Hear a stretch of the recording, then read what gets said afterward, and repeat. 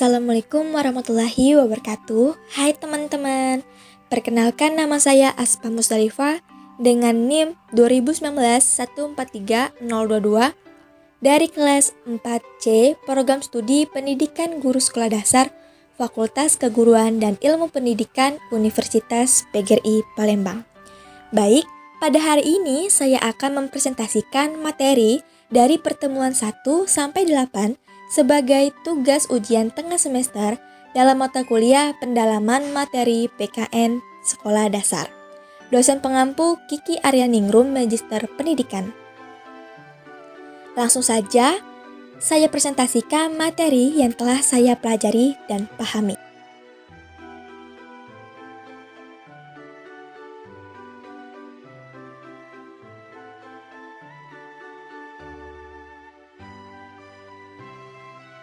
Indonesia merupakan negara kesatuan yang terbentuk dari unsur satu kesatuan yang tidak dapat dipisahkan. Persatuan dan kesatuan menjadi satu di antara senjata paling ampuh agar tetap utuh. Nah, di sini kita mengetahui dulu apa itu persatuan. Persatuan adalah gabungan atau ikatan, kumpulan, dan sebagainya. Beberapa bagian yang sudah bersatu, perserikatan, sementara pengertian kesatuan berarti perihal satu keesaan, sifat tunggal, satuan. Mengacu istilah tersebut, persatuan dan kesatuan bisa disimpulkan berasalkan dari satu suku kata yang berarti utuh atau tidak terpecah belah. Maka dari itu, Indonesia sebagai negara yang mempunyai banyak keberagaman dan perbedaan perlu mempunyai persatuan dan kesatuan. Perbedaan yang ada di Indonesia antara lain agama, suku, etnis, budaya bahasa maupun adat istiadat. Itulah mengapa penting memiliki sikap persatuan dan kesatuan antar warga masyarakat demi keutuhan bangsa dan negara. Tanpa adanya rasa persatuan dan kesatuan, bangsa Indonesia bisa terpecah belah. Persatuan dan kesatuan warga Indonesia bisa terlebih dahulu. Maknanya ada makna persatuan dan kesatuan bangsa yang perlu diketahui. Makna persatuan dan kesatuan terdapat 3 makna penting yang terkandung dalam persatuan dan kesatuan bagi bangsa Indonesia. Adapun arti dari ketiga makna persatuan dan kesatuan yang harus diketahui, yang pertama yaitu selalu menjalin rasa kepercayaan, kebersamaan, dan saling melengkapi antar bangsa demi menjaga rasa persatuan dan kesatuan bangsa. Yang kedua itu keberupayaan untuk dapat saling menghargai satu sama lain antara sesama bangsa yang berlandaskan rasa kemanusiaan sehingga dapat tercapai kehidupan yang serasi dan harmonis. Yang ketiga yaitu selalu menjalin rasa kekeluargaan, persahabatan, saling tolong-menolong, serta nasionalisme antar bangsa yang dapat menjaga persatuan dan kesatuan bangsa. Baik, materi selanjutnya saya akan menjelaskan mengenai norma, tata tertib sekolah, dan peraturan daerah.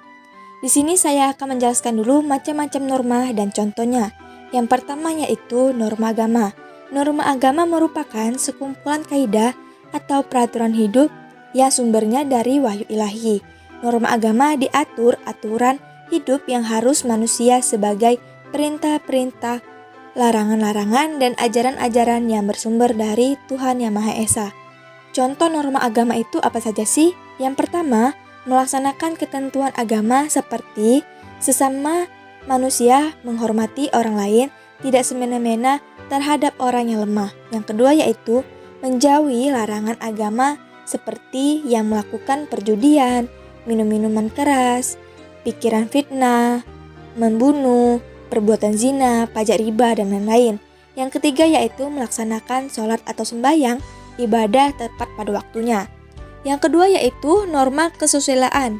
Setiap manusia memiliki hati nurani yang berbeda dengan makhluk yang lainnya. Norma kesusilaan adalah peraturan hidup yang sebagai suara hati sanubari manusia atau insan kamil.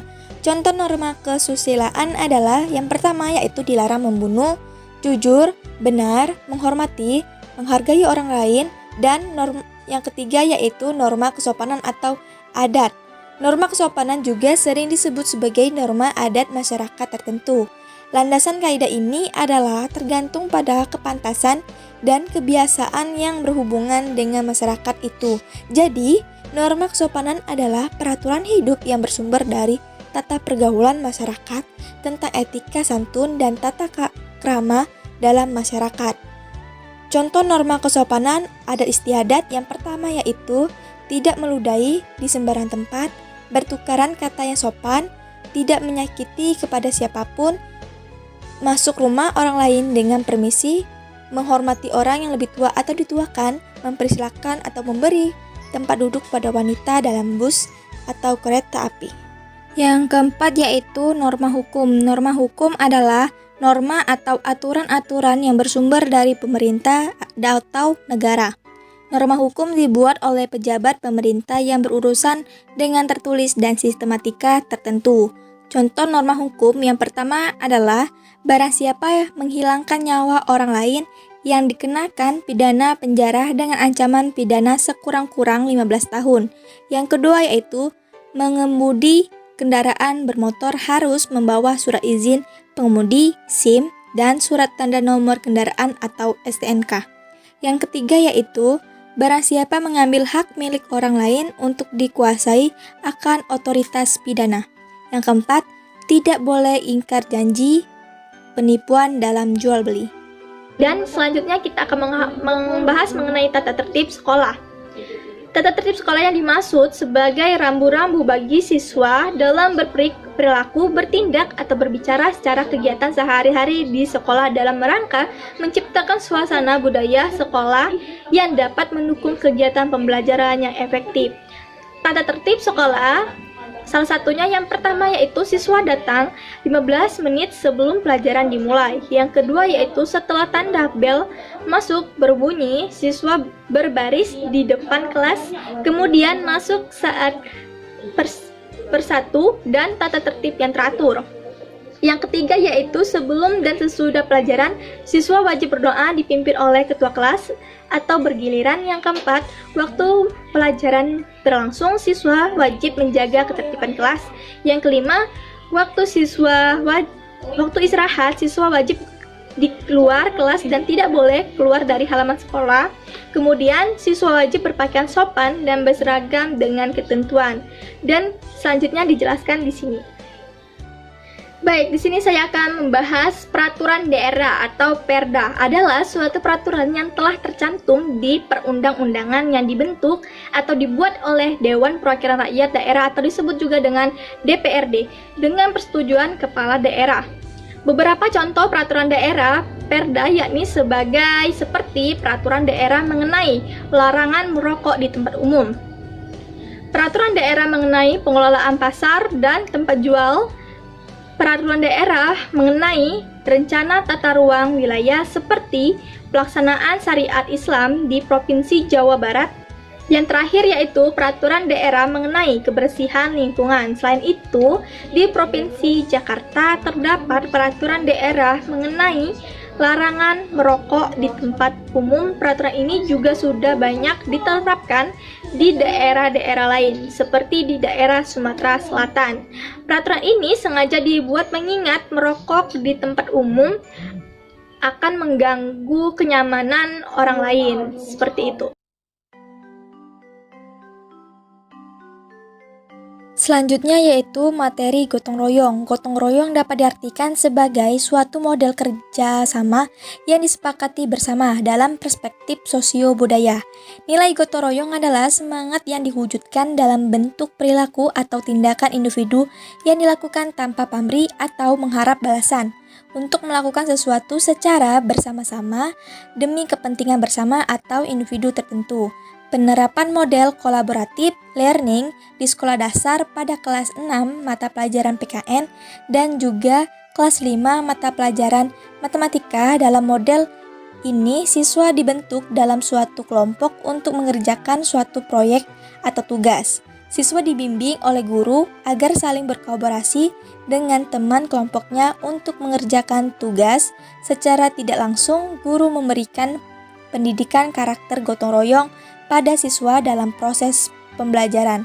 Model ini membimbing siswa untuk bekerja aktif secara bersama-sama dalam proses pembelajaran penerapan model kolaboratif learning, membantu siswa dalam meningkatkan penguasaan pengetahuan dan keterampilan, meningkatkan pemahaman dan kemampuan pemecahan masalah, melatih siswa dalam berinteraksi sosial dan mengembangkan berbagai sikap sosial.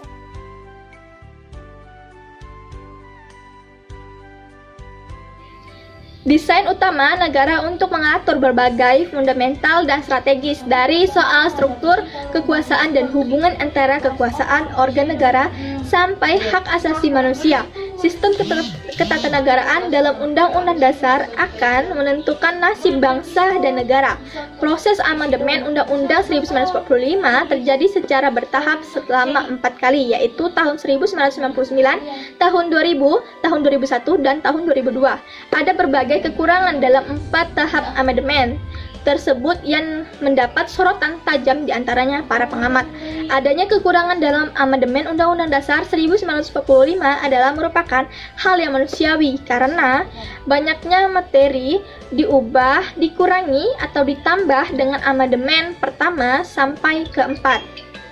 Bertolak dari kekurangan inilah memunculkan ide perlunya dibentuk komisi konstitusi yang akan membantu melakukan koreksi dan mengatasi kekurangan-kekurangan itu untuk amandemen mendatang.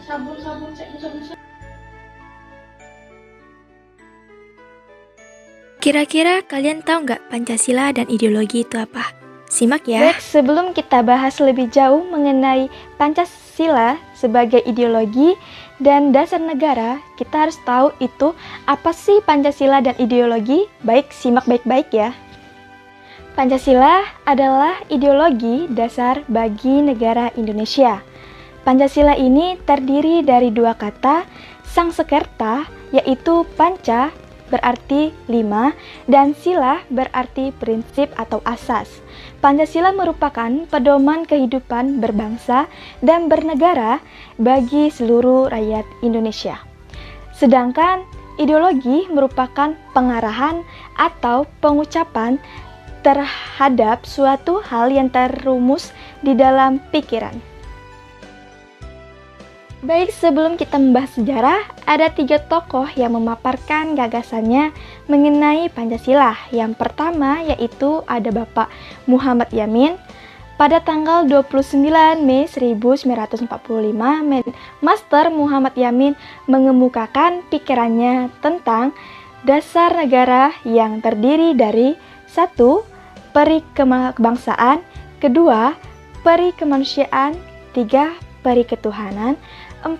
Peri kerakyatan, dan 5. Kesejahteraan rakyat. Yang kedua yaitu Profesor Dr. Master Sopomo. Pada tanggal 31 Mei 1945, Bapak ini menyampaikan gagasannya mengenai 5 dasar negara Indonesia yang terdiri dari pertama, persatuan, kedua, kekeluargaan, 3, keseimbangan lahir batin, 4 yaitu musyawarah, dan yang kelima, keadilan rakyat. Yang ketiga yaitu Bapak Insinyur Soekarno. Pada 1 Juni 1945, IR Soekarno secara lisan usulkan 5 asas sebagai dasar negara Indonesia yang akan dibentuk, yang terdiri dari 1. Nasionalisme atau kebangsaan Indonesia, kedua, internasionalisme atau peri kemanusiaan, ketiga, mufakat atau demokrasi, keempat, kesejahteraan sosial, dan yang kelima yaitu ketuhanan yang berkebudayaan.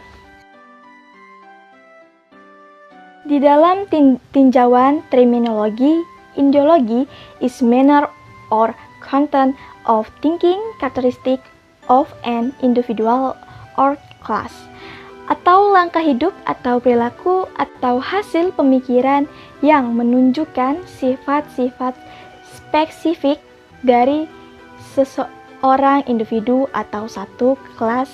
Pancasila. Pancasila sebagai suatu ideologi tidak bersifat kaku atau tertutup, melainkan bersifat reformatif, dinamis, dan terbuka. Hal ini dapat diartikan bahwa ideologi Pancasila bersifat aktual, dinamis, antisipatif, dan mampu menyesuaikan dengan perkembangan zaman, ilmu pengetahuan, dan teknologi atau iptek, serta dinamika perkembangan aspirasi masyarakat. Pengertian dari ideologi Pancasila adalah pada hakikatnya bukan hanya merupakan suatu hasil perenungan atau pemikiran seseorang atau kelompok seperti ideologi-ideologi lain di dunia. Pancasila diambil dari nilai-nilai luhur, budaya, dan nilai religius bangsa Indonesia. Apa ya arti lambang Pancasila itu? Yuk simak. Apa arti lambang Pancasila? Yang pertama yaitu burung Garuda Pancasila.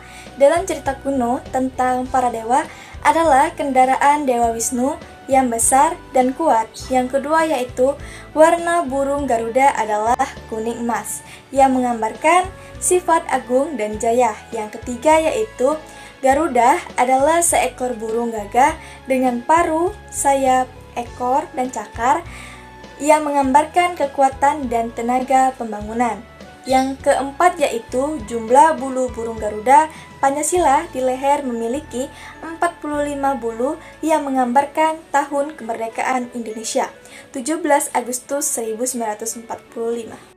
Di bagian dada burung Garuda terdapat perisai yang dalam kebudayaannya serta peradaban bangsa Indonesia merupakan senjata untuk berjuang, bertahan, dan berlindung untuk meraih tujuan. Yang keenam yaitu bulu masing-masing sayap berjumlah 17 helai yang menggambarkan tanggal 17 Agustus adalah tanggal kemerdekaan bangsa Indonesia.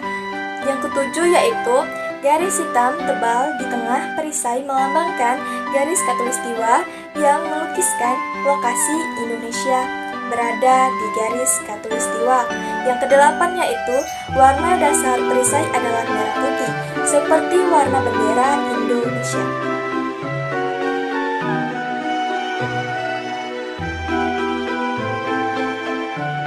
Nilai-nilai yang terkandung dalam Pancasila. Pancasila mencakup pengertian tentang ide, gagasan, konsep, dan pengertian yang mendasar tentang kehidupan yang dicita-citakan oleh bangsa Indonesia. Kelima, sila Pancasila merupakan kesatuan yang bulat sehingga pengertian dan pengamalannya harus meliputi semua nilai yang terkandung dalam setiap Pancasila adalah sebagai berikut. Yang pertama yaitu sila ketuhanan yang Maha Esa, mengandung nilai spiritual, memberikan kesempatan yang seluas-luasnya kepada semua masyarakat yang memeluk agama dan penganut kepercayaan kepada Tuhan yang Maha Esa untuk berkembang. Kedua yaitu sila kemanusiaan yang adil dan beradab, mengandung nilai persamaan derajat maupun hak dan kewajiban, cita-cita dan mencintai, menghormati, keberanian, membela kebenaran dan keadilan, toleransi, dan gotong royong. Ketiga yaitu sila persatuan Indonesia. Dalam masyarakat Indonesia yang pluralistik mengandung nilai persatuan bangsa dan persatuan wilayah yang merupakan faktor pengkait yang menjamin keutuhan atas dasar Bhinneka Tunggal Ika. Nilai ini mengutamakan kepentingan dan keselamatan bangsa dan negara di atas kepentingan pribadi atau golongan. Keempat, sila kerakyatan yang dipimpin oleh hikmat kebijaksanaan dalam permusyawaratan atau perwakilan, menunjukkan bahwa kedaulatan berada di tangan rakyat yang diwujudkan oleh persatuan nasional yang nyata atau real dan wajar. Nilai ini mengutamakan kepentingan negara dan bangsa dengan mempertahankan penghargaan atas kepentingan pribadi dan golongan masyarakat untuk mufakat, kebenaran, dan keadilan. Yang kelima yaitu sila keadilan sosial bagi seluruh rakyat Indonesia, mengandung nilai keadilan, keseimbangan antara hak dan kewajiban. Peran ideologi Pancasila membangun kesejahteraan bangsa. Dengan demikian, peran ideologi Pancasila dalam membangun kesejahteraan bangsa adalah yang pertama yaitu ideologi Pancasila sebagai arah nyata dan kebudayaan hidup masyarakat luas. Arahan nyata di dalam masyarakat luas akan menjunjung harga diri, harkat, dan martabat sebagai bangsa yang besar, yang sejahtera dalam negara kesatuan Republik Indonesia yang penuh kedamaian.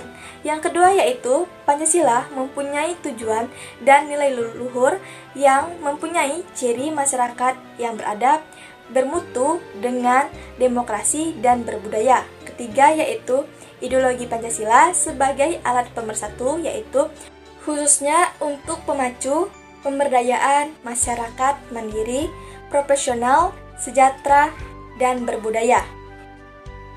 Sebagai warga negara Indonesia, kita harus menjunjung tinggi nilai-nilai yang ada dalam Pancasila dan mengamalkannya dalam kehidupan sehari-hari, berbangsa dan bernegara.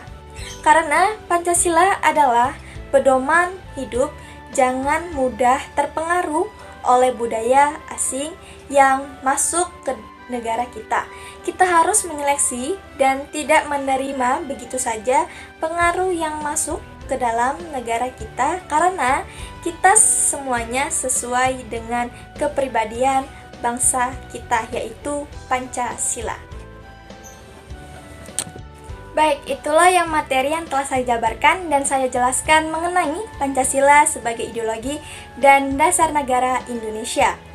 Baik, semoga bermanfaat bagi kalian semua. Semangat, terima kasih, dan wassalamualaikum warahmatullahi wabarakatuh.